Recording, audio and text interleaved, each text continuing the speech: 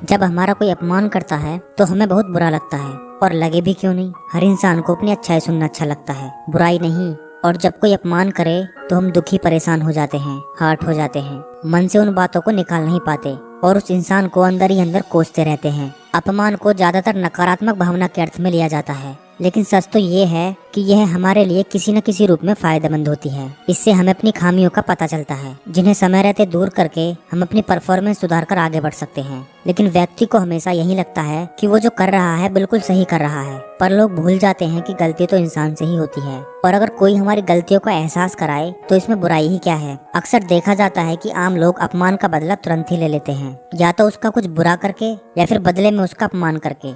लेकिन महान लोग उसे अपनी सफलता की सीढ़ी बना लेते हैं, और टाटा कंपनी को नई ऊंचाइयों पर पहुंचाने वाले रतन टाटा पर यह कहावत बिल्कुल सटीक बैठती है। आज इस वीडियो में हम टाटा ग्रुप के चेयरमैन रहे रतन टाटा के जीवन की एक ऐसी कहानी बताने जा रहे हैं जो सभी के लिए प्रेरणादायक है। उससे पहले हम रतन टाटा के बारे में थोड़ा जान लें तो कहानी समझने में और आसानी रहेगी।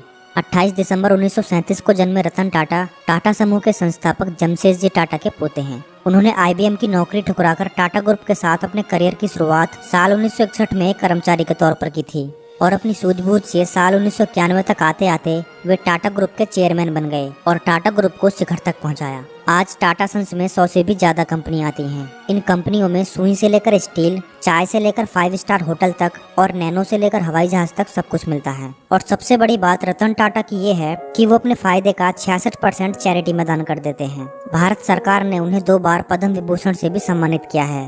चलिए अब बात करते हैं उस घटना की जिसका करारा जवाब रतन टाटा ने अपनी सफलता से दिया था। बात उस समय की है जब टाटा ग्रुप ने 1998 में टाटा इंडिका कार बाजार में निकाली थी। रतन टाटा का यह ड्रीम प्रोजेक्ट था और इसके लिए उन्होंने बहुत मेहनत की थी, लेकिन इंडिका कार को बाजार में अच्छा रेस्पॉन्स नहीं मिला, जिसके कारण टाटा मोटर्स घाटे में जाने लगी और टाटा मोटर्स के साझेदारों ने कंपनी को बेचने का सुझाव दिया। न चाहते हुए भी रतन टाटा को अपने दिल पर पत्थर रखकर ये काम करना पड़ रहा था। वे टाटा मोटर्स के साझेदारों के साथ अपनी कंपनी बेचने का प्रस्ताव फोर्ड कंपनी के पास ले गए, जिसका हेडक्वार्टर अमेरिका में है। फोर्ड कंपनी के साथ वहां उनकी मीटिंग लगभग 3 घंटे तक चली। फोर्ड के चेयरमैन बिल फोर्ड ने रतन टाटा के साथ बहुत बदसलूकी का व्यवहार किया और बातों ही बातों में ये कह दिया कि यदि तुम्हें बिजनेस के बारे में कोई जानकारी नहीं है तो तुमने इस कार को लॉन्च करने में इतना पैसा क्यों लगाया। हम तुम्हारी कंपनी को खरीदकर बस तुम पर एक एहसान कर रहे हैं। यह बात रतन टाटा को दिल पर लग गई। वे रातों ही रात अपने पार्टनर्स के साथ डील को छोड़कर वापस चले आए। बिल फोर्ड की उन बातों को रतन टाटा भुला नहीं पा रहे थे। वह बात उनके दिमाग में बार बार आ रही थी। इसके बाद रतन टाटा ने अपनी कंपनी को किसी को नहीं बेचने का फैसला लिया। उन्होंने गलतियों को सुधारकर अपनी पूरी जान लगा दी और देखते ही देखते टाटा कार के बिजनेस का ग्राफ बढ़ने लगा।